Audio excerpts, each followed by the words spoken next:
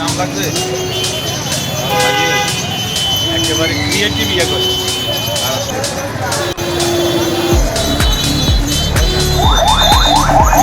Faridganj bus stand থেকে link road সড়ক তো নয়, যেন মরণ ফাঁদ। এ সড়কে দিনের অধিকাংশ সময়ে যানজট লেগেই থাকে। চরম দুর্ভোগে পড়ছেন যাত্রী ও পথচারী। অথচ এর পাশেই একটি ট্রাফিক পুলিশ বক্স।